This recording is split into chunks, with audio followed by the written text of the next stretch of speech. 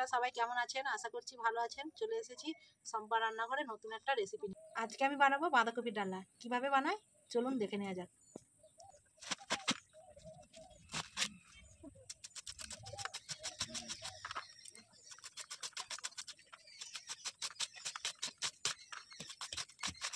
বাঁধাকপিটা কাটা হয়ে গেছে, তুলে নিচ্ছি।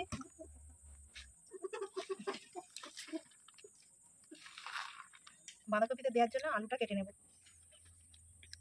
আলুটাকে প্রথমে ছাড়িয়ে নিচ্ছি।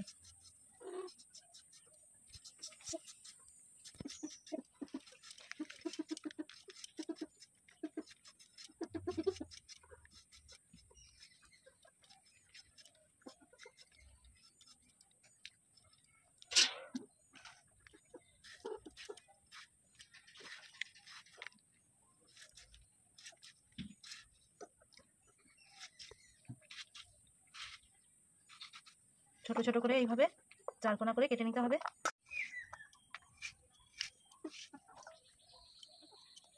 আলুটা কেটে নিয়েছি, জলেতে ধুয়ে নিচ্ছি।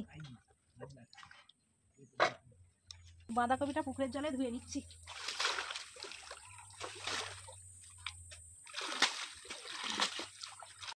বাঁধাকপিটা ধোয়া হয়ে গেছে, এবার জলটা ঝেড়ে নেব।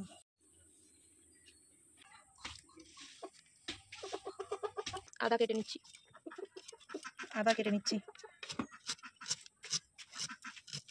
আদা জিরে বেটে নিচ্ছি। আদা বেটে নিচ্ছি।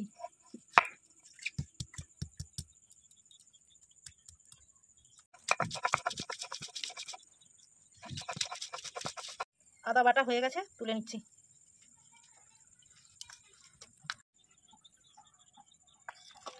জিরে বেটে নিচ্ছি।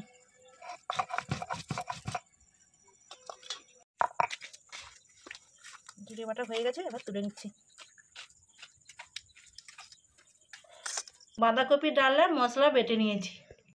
চিংড়ি মাছগুলো ভাজা হয়ে গেছে, চিংড়ি মাছগুলো নামিয়ে নিচ্ছি। কড়াই তেল দিয়ে দিয়েছি, আলু ভেজে নিচ্ছি।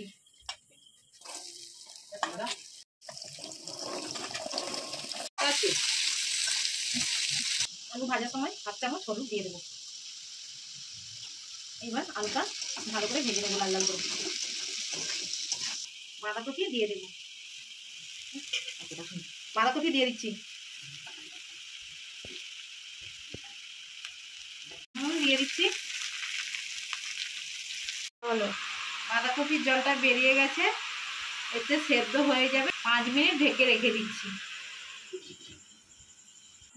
ঢাকনা খুলে নিচ্ছি।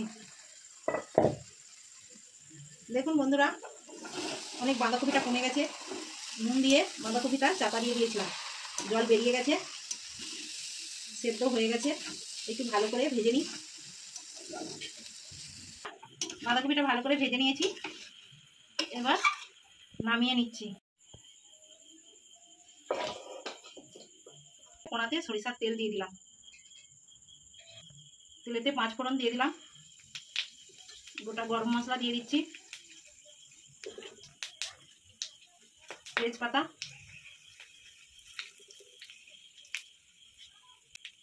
কাঁচা লঙ্কা চেরা দিয়ে দিচ্ছি।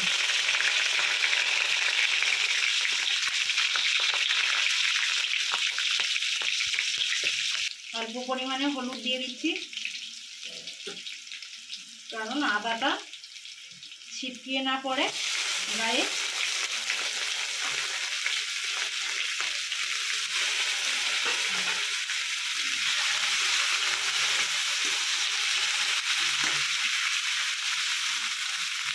জিরে বাটা দিয়ে দিচ্ছি।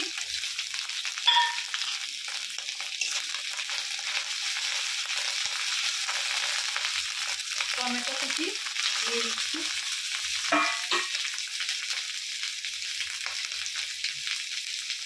অল্প পরিমাণে নুন দিয়ে দিচ্ছি। লঙ্কা গুঁড়ো দিয়ে দিচ্ছি। স্বাদ মতো চিনি দিয়ে দিচ্ছি। এখানে জল দিয়ে মশলাটা কষিয়ে নেব।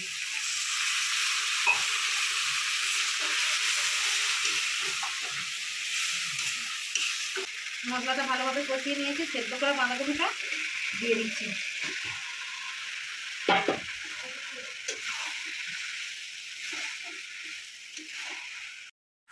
মশলা কষিয়ে নিয়েছি, বাঁধাকপিটা ভালোভাবে মশলার মধ্যে নেড়ে চেড়ে নিচ্ছি। এবার ভেজে রাখা চিংড়ি মাছগুলো দিয়ে দিচ্ছি।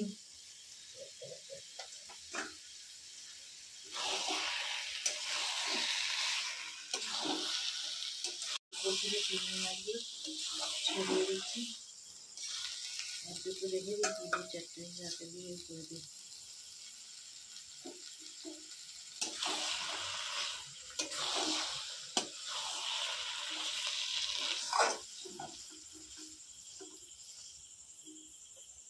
বাঁধাকপির ডালনা হয়ে গেছে, উপর থেকে গরম মশলা ছড়িয়ে দিচ্ছি।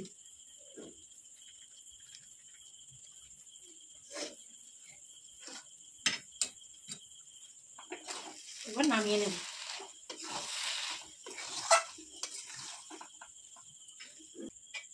নামিয়ে নিচ্ছি।